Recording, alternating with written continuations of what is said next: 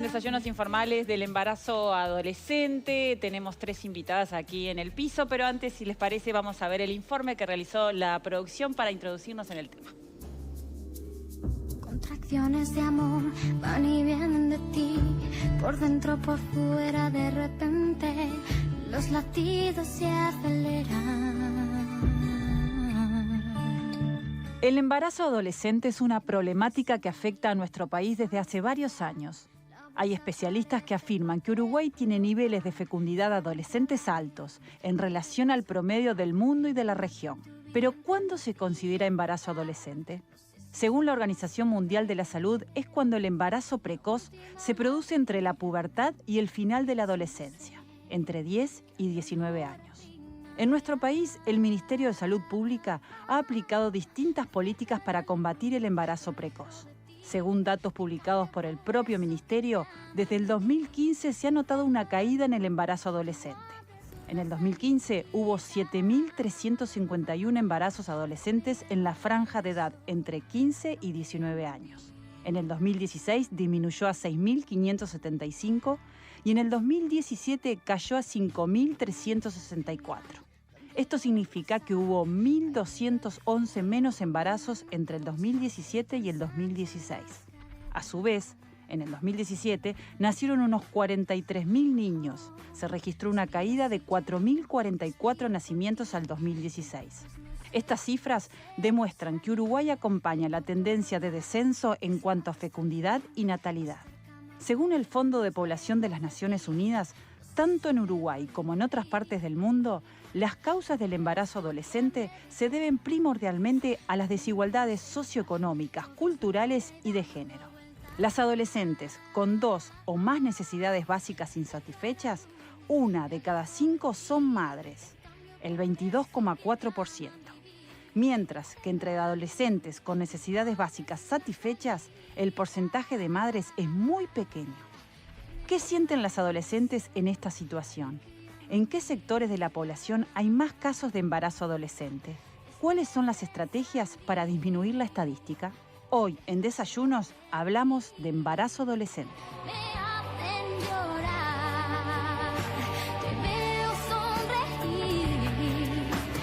Es un gusto recibir a la doctora Cristina Lustenberg, diputada del Frente Amplio, es subsecretaria de Salud, la doctora Silvia Graña, responsable de Adolescente y Juventud del Ministerio de Salud Pública, y a María Jesús, que es mamá de Julieta, que fue mamá a los 19 años, hoy tiene 22, a quien les damos a todos la bienvenida. Es un gusto que estén aquí con Gracias nosotros. por acompañarnos. Buen día y gracias. Recién veíamos el informe y se detalla claramente que ha bajado considerablemente, de alguna forma, en estos últimos años. Pero ¿en qué sector de la población ustedes creen que hay más embarazo adolescente? Sí, esto como el informe lo reflejaba muy bien, el Uruguay tenía estancado las tasas de fecundidad adolescente, o sea, la cantidad de nacimientos que ocurren en niñas y adolescentes entre 10 y 19 años. Desde el 1990 hasta prácticamente el año 2015, casi el 17% de los nacimientos en nuestro país ocurría en niñas entre 10 y 19 años. Y eso permitió que en el Ministerio de Salud Pública, yo en ese momento era subsecretaria del Ministerio de Salud, con la doctora Silvia Graña y todo un equipo de técnicos en el Ministerio, en el marco de un Plan Nacional de Salud, se identificó que entre los 15 problemas que el país tiene para abordar desde el punto de vista de la salud pública, uno de los más importantes era el embarazo no intencional en las niñas y en las adolescentes. Y desde ahí desencadenó toda una estrategia que se puso en marcha en el año 2016, que se llama la estrategia, es una estrategia intersectorial hacia la prevención del embarazo no intencional en las adolescentes, que permitió desarrollar acciones con el sector educativo, con el resto de las políticas sociales, con el INAU, con el Instituto Nacional de la Juventud, con una mirada no solamente desde salud, sino con un abordaje integral. Porque esto, como tú decías, es la punta del iceberg de desigualdades, de segmentación territorial. Cuando ustedes ven en el informe las diferencias que hay entre los nacimientos en esta franja etaria, en los hogares donde hay mayores vulnerabilidades, es muchísimo más que en los hogares donde están estas necesidades básicas resueltas. El embarazo en los adolescentes marca claramente, como muchos de los indicadores de vulnerabilidad, dónde están concentradas las mayores vulnerabilidades, en no acceso a la educación, Fíjense que la estrategia, eso cuando tú decías, está muy basada y fue un acierto, que la estrategia estuvo basada en mucha evidencia académica de diseño que el Uruguay viene investigando hace mucho tiempo, desde la Facultad de Psicología, del área de Salud Sexual y Reproductiva, desde la Facultad de Ciencias Sociales, desde la Facultad de Medicina, que permitió desarrollar una estrategia sabiendo hacia dónde debíamos ir desarrollando acciones. Fíjense que en el sector salud, cuando uno desagrega por hogares con necesidades básicas insatisfechas, cuando uno las desagrega por municipios de Montevideo, por ejemplo, en la franja costera casi no existen embarazos en las adolescentes, en el municipio CH, por ejemplo, y cuando uno lo desagrega en los hogares, en los municipios de mayor vulnerabilidad, ahí es 20 veces más. Cuando uno lo desagrega por factor de salud, en los seguros privados casi no hay nacimientos, en niñas menores de 19 años. Cuando uno lo desagrega en los prestadores, en las mutualistas, es el 10%, y cuando uno lo desagrega en ACE, es entre el 26 y el 28% de los nacimientos ocurre de niñas y adolescentes en esta franja etaria. Entonces, es un problema, de ahí permitió que requiere ser abordado de diferentes miradas, ¿no? Fíjense que 3 de cada 4, y ustedes van a escuchar después con mucho respeto y la sinceridad que tiene María en su relato, de que 3 de cada 4 adolescentes antes de embarazarse ya se habían desvinculado del sistema educativo.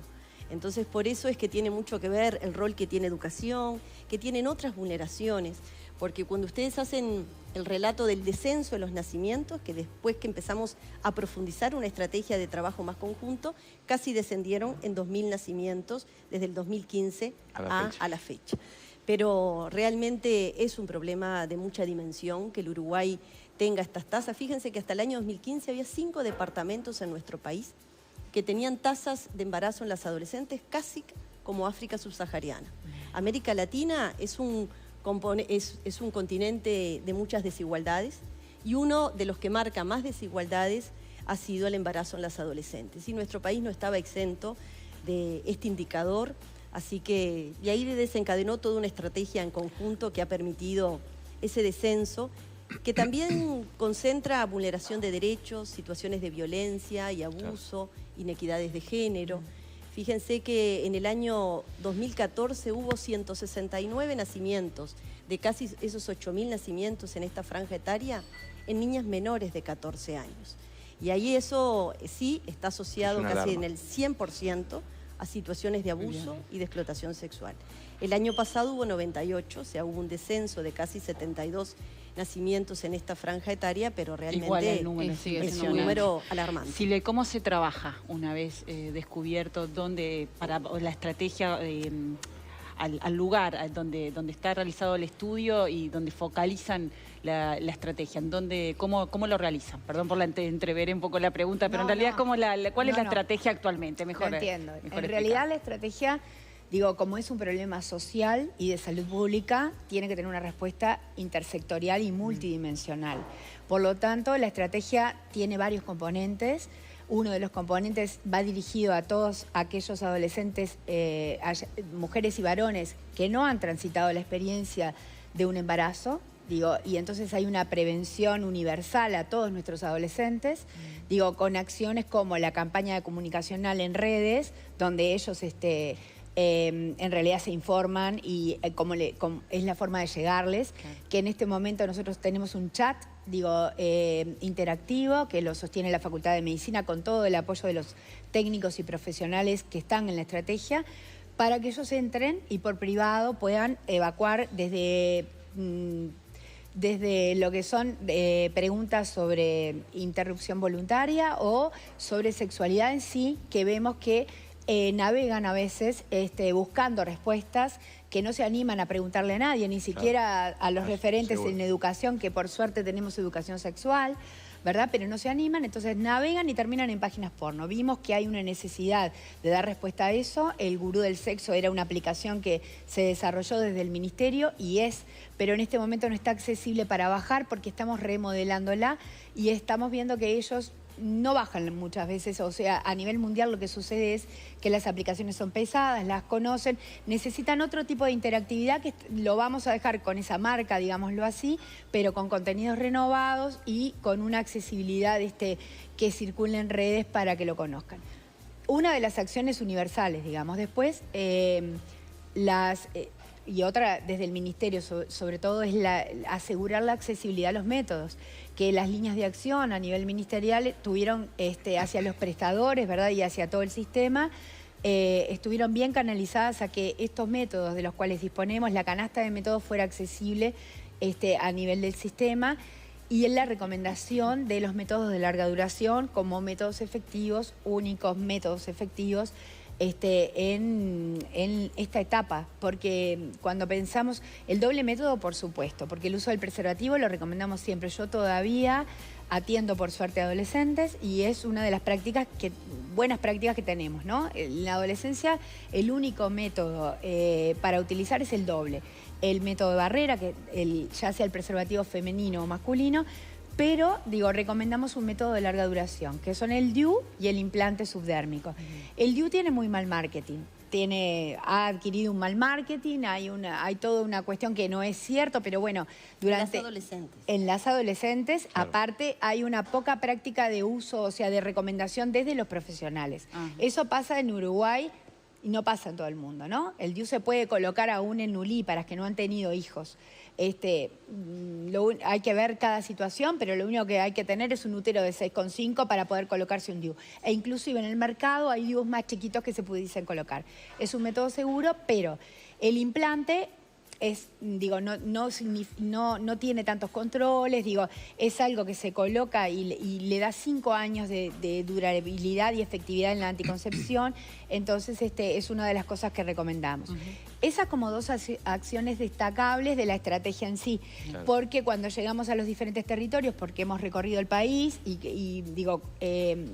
nosotros buscamos empezar por los departamentos con la estrategia que tenían mayor tasa, ¿verdad? Y trabajar ahí, nos hemos encontrado con que no hay un discurso unificado, basado en la evidencia científica, sino que muchos operadores, desde la educación, desde la salud, desde diferentes sectores, desde lo social, recomiendan a los adolescentes diferentes cosas, ¿no? Según sus creencias. Entonces, esto es una de las cuestiones que tuvimos que alinear, digamos. Claro. Si no es demasiada información. Ahora, tú hablabas de los métodos anticonceptivos, sí. ¿No? Y yo me pregunto, pero un paso antes, ¿no?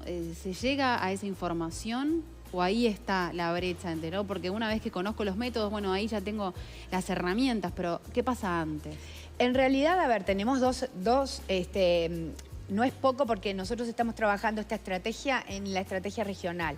Y cuando vamos a otros países y vemos desde la robusta normativa que nos avala para nuestras prácticas diarias hasta la accesibilidad de la canasta de métodos y tener educación sexual en todos los niveles, nos permite a nosotros pensar que tenemos una educación sexual previa. En adolescencia en particular y desde el área programática nosotros tenemos una herramienta fundamental que es el control de salud con el carnet adolescente.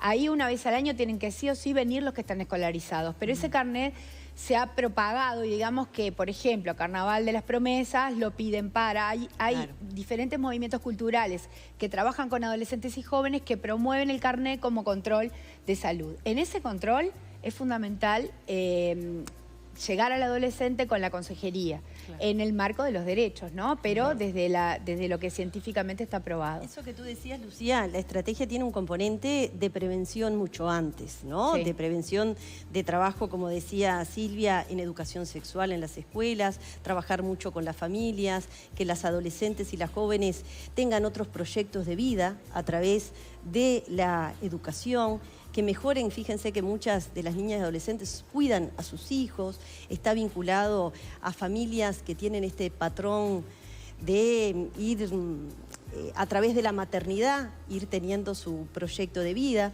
Por eso la estrategia trabaja mucho el componente de prevención, de educación. Y después tenemos un desafío muy grande y por eso la intersectorialidad, que nos tenemos que ir a las condiciones estructurales que generan la vulneración de derechos. Tenemos que resolver temas de vivienda, temas estructurales a la violencia que hay en determinados lugares, a trabajar con adolescentes y niñas de hogares de mayor vulnerabilidad, de que tengan otras herramientas. O sea, por eso el abordaje tiene que ser no solamente del sector salud. En salud tenemos una responsabilidad de eso en los contactos que en los espacios adolescentes que hay en todo el sistema de salud, tanto público como privado. Los equipos de salud trabajen desde la orientación en la consejería de los métodos de anticoncepción, pero requiere, sí, y yo creo que eso ha sido, cuando Silvia decía que han trabajado en cada uno de los departamentos. Yo les pongo el ejemplo del departamento de Río Negro. Río Negro en el año 2015 tenía tasas de fecundidad específica de adolescentes de más del 80 por 1000 adolescentes, muy alta. Esas son cifras de África subsahariana. El Uruguay tenía cifras en el año 2015 de un 58 por 1000 adolescentes, hoy estamos en un 42, ¿tá? Pero Río Negro estaba entre esos 5 departamentos del país con cifras muy altas y realmente yo creo que ha sido fundamental el abordaje de plantearlo como un problema para el Uruguay, porque es un problema que marca desigualdad en acceso a oportunidades, desigualdades de vulneración, desigualdades de nota vulneración de derechos, situaciones de violencia, de abuso, de cantidad de herramientas que hay que deconstruir, pero ha sido muy importante eso, trabajarlo, identificarlo como un problema, ir a todo el componente de prevención y también como con María cuando se acompaña a las adolescentes cuando deciden transitar su embarazo. ¿Cómo se contiene y con qué redes cuentan? Hemos incorporado a los varones, porque esto no puede ser, es una situación que después se ve desde el lugar de las niñas, de las adolescentes, de la maternidad vinculada, ¿no? A las mujeres, cuando acá en esta herramienta el componente de educación sexual, de salud sexual y reproductiva, de situaciones de no violencia en el noviazgo, cantidad de cosas que hay que trabajar, es importantísimo incluir a los varones en todas las estrategias de educación sexual y yo creo que eso ha sido muy importante. Bueno, y como les decía, Río Negro pasó del 80 a tener hoy, es uno de los departamentos que más baja tasa de fecundidad específica de adolescentes tiene, Durazno lo mismo. Fueron 2 departamentos donde al principio, quizás cuando yo lo dije una vez siendo subsecretaria, se enojaron un poco y lo que hicimos fue convocarnos a trabajar porque realmente requiere de un abordaje y que las niñas y adolescentes tengan otras oportunidades y quizás posponer para más adelante el desarrollo de la maternidad o cuando lo elijan más adelante. Porque contestándote un poquito más concretamente, y esto lo desarrolló Cristina, pero me importa decirte, no solo es tener la información, la subjetividad con la que vive su adolescencia, la adolescente mujer y el varón, porque la corresponsabilidad que trata de poner en el centro al varón como corresponsable es fundamental y es algo nuevo, digo, para todos los operadores, porque no teníamos en el cotidiano, en la práctica cotidiana, presente el varón como, digo, siempre quedaba afuera, ¿no? Entonces estamos tratando, y sobre todo en las menores, donde lo vinculamos a la violencia, por supuesto, tratar de visualizar al hombre adulto, a veces con diferencias de hasta 20 años o más, como responsable de esta fecundidad adolescente. Qué lindo. Bueno, tenemos a María, gracias por estar, por acompañarnos, para contarnos tu historia. Mamá de Julieta, que la tenemos por ahí, divina, divina Julieta. ¿Inquieta? ¿Me inquieta? Sí. Divina. Bueno, ¿cómo viviste esa experiencia cuando te enteraste? ¿Con quién lo compartiste al principio? ¿Cómo fue? Contanos. No, fue choqueante el primero, porque entré sola y salí llorando. Pero por suerte estaba mi mamá ahí y con la que puede contar, y mi familia, el apoyo, sobre todo. Tu mamá fue un pilar fundamental en todo esto. Mi familia, más que nada. Claro. María Jesús, ¿estudiabas? Contanos un poco cómo era tu vida antes de estar embarazada. Sí, estudiaba, hacía cursos de belleza, de peluquería y eso. Sí. Y una vez que quedaste embarazada, ¿cómo siguió tu vida? Después que le comentaste a tu familia, ¿cómo fue todo ese proceso? Sí, le comenté, o sea, la que estaba era mi mamá, y con mi mamá intentamos explicarle a mi familia, porque claro, soy la más chica. Ajá, entonces costó como aceptar el embarazo. Pero está bien, fue... Sí, sí. Y si tuvieras que decirle de repente, no sé, a chicas que están del otro lado, que nos están viendo y que puedan llegar a estar pasando por esa situación, de cómo enfrentar ese momento. ¿Es difícil? ¿Se puede? Es difícil, pero se puede. Se puede salir adelante, sí. ¿Vos con qué redes contaste, por ejemplo? ¿Conocías a ellas? A Silvia, claro, a la doctora y tal. ¿Te acompañó en el proceso? Claro, es a la mitad, porque ella después se enteró que yo estaba embarazada. Ahí va. No, o sea, ahí está. Fue la que... Ahí la acompañamos, la apoyamos desde el sistema de salud. Claro. Me parece que es re importante también hablar de cómo contenemos como sociedad ni hablar, y también con qué redes se puede contar para que, porque muchas veces se estigmatiza y se da es un momento divino, y además hay muchísimas adolescentes que son unas madrazas también. Entonces, Sin duda, yo creo que acá el gran desafío es, y el relato de María, que a veces está muy nerviosa porque es la primera vez que está en la tele, pero digo, intenta, me parecía que es un claro ejemplo de...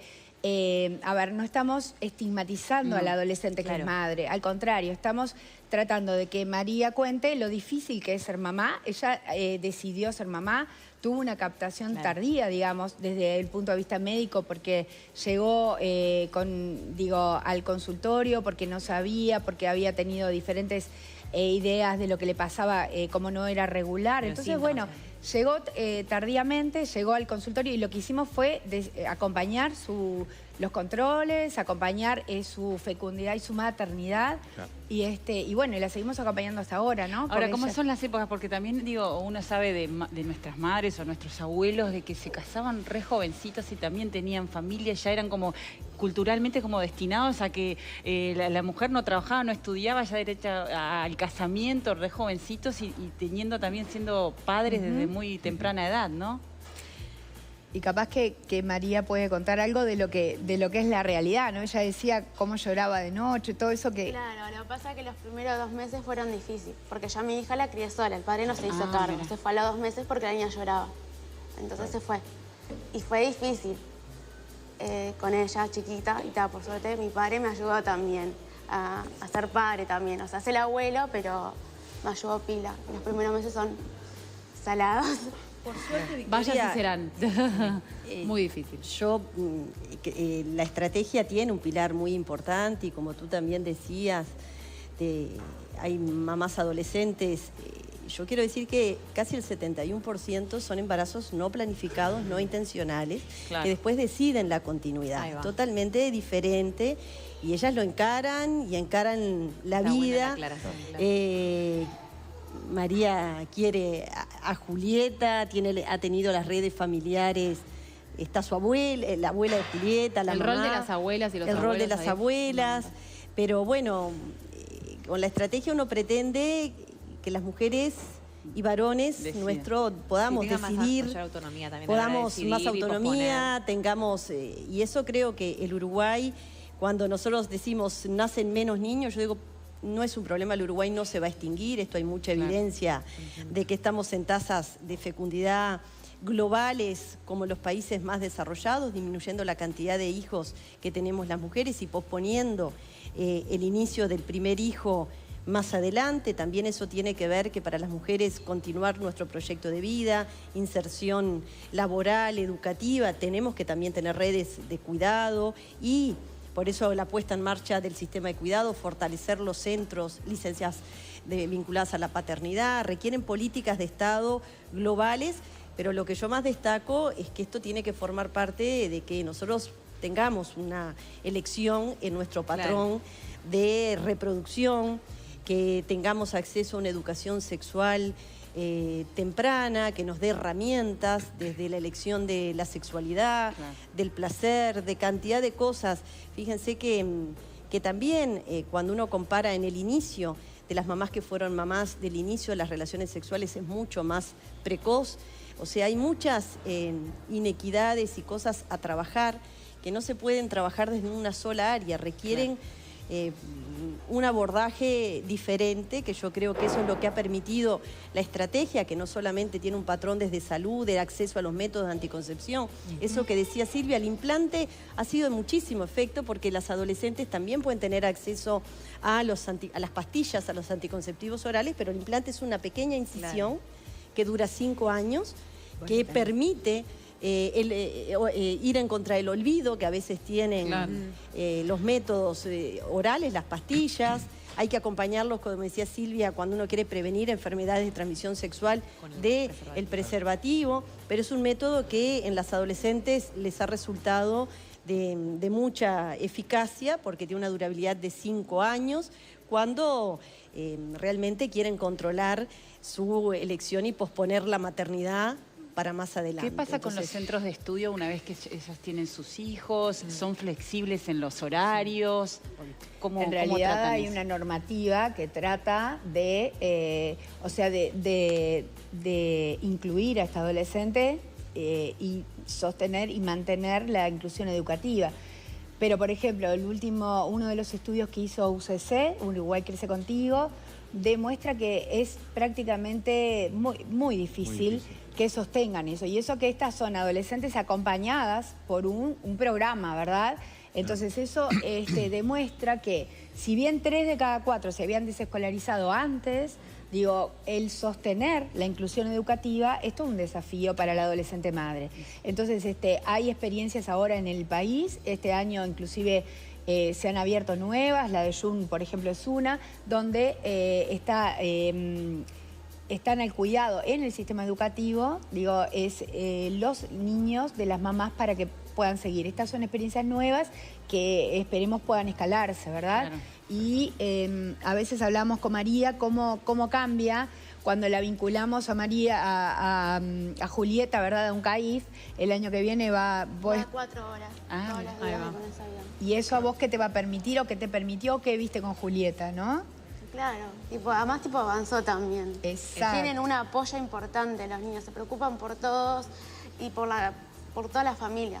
Son 20 familias en total. Qué bueno eso también, la contención, que haya pares. O sea, porque esto tiene que ver con el componente 3, porque yo venía contando los componentes, y el componente 3 de la estrategia tiene que ver con la protección a las que ya son madres. Claro. Entonces eso es asegurar, bueno, a ver, yo le pregunto a María, María, ¿vos querés volver a ser mamá ahora? No. Bueno, entonces digo, ¿qué método querés elegir, no? Y cuando le mostramos todos los métodos, ¿cuál elegiste, María? El implante. ¿Y tenés algún problema con el implante? No, ninguno. ¿Lo toleraste bien Lo y todo? toleré bien y ni siquiera te das cuenta que está. ¿Cómo puede hacer alguien para tener el implante? ¿A dónde tiene que ir? En el sector, en este momento, en el sector público está disponible en los lugares. En el sector privado estamos en este momento, hubo un llamado desde el Ministerio a un piloto, digámoslo así, no me gusta decir piloto porque parece que queda ahí, no, pero como a una experiencia de qué pasa en el sector privado, porque los tiempos son fundamentales, porque nosotros no podemos venir y decirle, María, vení, ponete un implante que es el mejor, lo sabemos, pero tenemos que dar una consejería desde los derechos, por lo tanto necesitamos tiempos para trabajar los mitos, por ejemplo, el sangrado, el implante no te lo pongas porque te engorda. Es un mito. El implante no lo uses porque tenés sangrados, podés tener algunas irregularidades, que María las tuvo, ¿no? Pero que son... normales.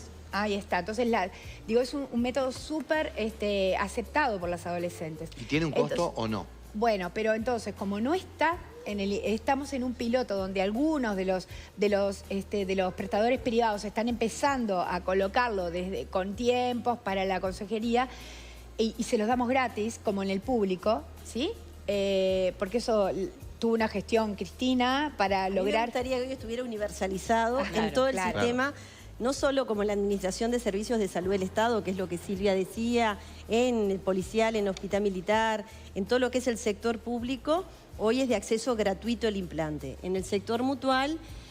hace tiempo estamos trabajando para que sea incorporado a la canasta básica de prestaciones vinculadas a la anticoncepción a muy bajo costo. Entonces, como decía la doctora Graña, en algunos prestadores que se está haciendo la inclusión, sobre todo en los que más porcentaje tienen de nacimientos en la franja adolescentes. Se puede acceder comprándolo, pero nosotros estamos... tratando de que en algún momento sea de acceso en la canasta, como elegimos otro método anticonceptivo, ese sea, porque es un método que en cualquiera, no solamente en las adolescentes, en cualquier grupo etario puede ser de fácil acceso. Después, como decía la doctora Graña, después de que se hace una consejería, porque esto no es un control de la natalidad en una forma impuesta, tiene que ser en el pleno de los ejercicios que tengamos las mujeres a elegir nuestros derechos vinculados a libertad de elección. Entonces requiere de que uno les diga los pros y los contras de cada método, y formando parte de esa consejería es que muchísimas adolescentes, y esto el programa de Salud Sexual y Reproductiva del Ministerio de Salud Pública del año 2013 lo viene evaluando, acceden, porque como relataba María, es un método que después les resulta la complicación del olvido de las pastillas u otras cosas. Y en ese caso, ¿tiene que ir la adolescente con alguien adulto mayor de edad o no solamente puede ir la misma adolescente sola? En realidad, digo, una de las cosas que pasa en el privado, María tiene un prestador privado y ella lo que hizo fue comprarlo fuera, tiene un costo, digo, pero sí tiene la colocación gratuita, digo, después de elegido. Entonces, todas las que pertenecen al sistema privado, nosotros trabajamos desde el área de adolescencia con los prestadores en lo que son los protocolos de atención para la prevención de embarazo. 24 prestadores de los 43 y 25 con lo público eligieron el embarazo, prevención de embarazo, y en esto se les pidió que ellos pudieran prestar la colocación gratuitamente para que accedan si la adolescente lo trae. Así que hasta que esté, no se lo podemos dar gratuitamente como en el público, pero sí podemos ofertar la colocación y la consejería. ¿Sí? Pero lo que decía Victoria, capaz que aclarar un poquito, Silvia, de cuando van a nuestra consulta, ¿cómo acceden las adolescentes? Si tienen que ir siempre con un adulto. Si... No, y eso es fundamental. Digo, nosotros nos basamos en el sistema de salud y en la ley. Lo dice explícitamente que toda adolescente y todo adolescente varón tiene el derecho, digo, en base a su principio de autonomía progresiva, de acceder a la consulta sola, incluso en la interrupción voluntaria del embarazo. La adolescente puede ir sola, digo, siempre propendemos a que venga acompañada por un referente. En este caso, María tiene su mamá como referente, pero digo, hay adolescentes que tienen un amigo, digo, siempre... los procesos, pero puede ir sola, acceder a los métodos sola, digo, están faltando o vulnerando derechos a aquellos profesionales que dicen, no, vení con un mayor, o aquellos administrativos de un prestador que dice, volvé con alguien mayor porque no podés acceder a la consulta.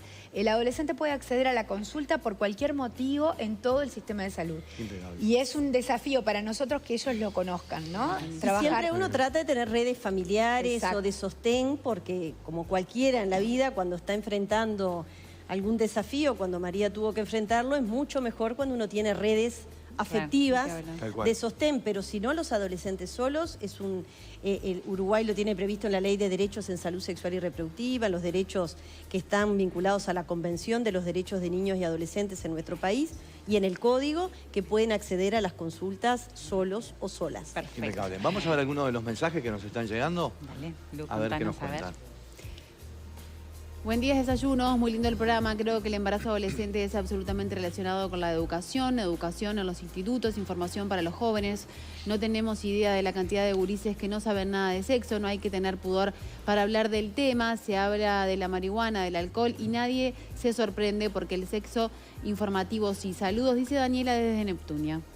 Gracias, Daniela. Hola, me llamo Soledad, tengo 19 años y 2 niños de 8 meses y otro de 2 años y medio. Mi única contención es el papá de mis nenes que vivimos juntos y mi suegra sin dudas, dice, es agotador y a veces frustrante porque tenés que sacar fecha hasta para ir al baño, dice, pero en mi caso lo volvería a hacer, cambiaría muchas cosas en mi vida, pero a mis niños los dejaría siempre, sin dudas, fue mi mejor decisión. Muy bien.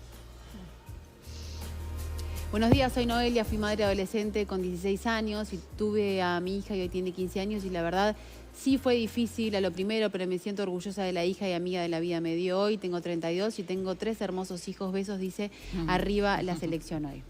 Gracias, Noelia.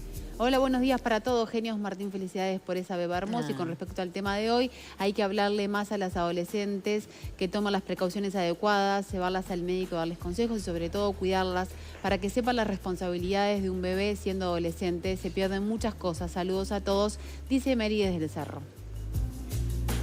Muy bien. Ahí llegaban estos mensajes. Bueno, ha sido un enorme placer, nos han aclarado un montón de cosas y bueno... y hay que seguir adelante y hay mucho por hacer, seguramente, pero se está en el camino. Así Gracias, que, María. Cristina, Gracias. Silvia, María Jesús, muchas gracias. Felicidades por esa Divina, niña. divina, Está muy bien. jugueteando acá para el estudio. Está que se feliz. pela por entrar. Mirala, mirala. Bicicleta, damos fe. Está feliz. Ya la mamá ya está Ahí contentísima. está, ahí aparece. María, todos los nervios que vos tenías, dije, no tienes resuelto. Bueno, Vamos a la muchas pausa. gracias. Aclarar Perdón, lo sí. último que, a ver, tenemos clarísimo, como decían bien los testimonios, que después que son madres, adoran sus hijas, Claro. son unas madrazas, pero la idea es tener presente todo lo que renuncian al ser adolescente. Es una etapa de desarrollo, de disfrute, digo, que sacrifican, ¿no? Sin duda, tenemos que trabajar más para que, bueno, puedan posponer esta maternidad tan Claro. linda de sentir y de vivir, que en esta etapa es dura de llevar adelante. Así que, bueno, gracias a ustedes por permitirnos difundir en lo que estamos trabajando. Perfecto, favor. gracias. Gracias. Pausita y ya volvemos con más desayunos informales. Y no fijarme en ella y su manera de actuar.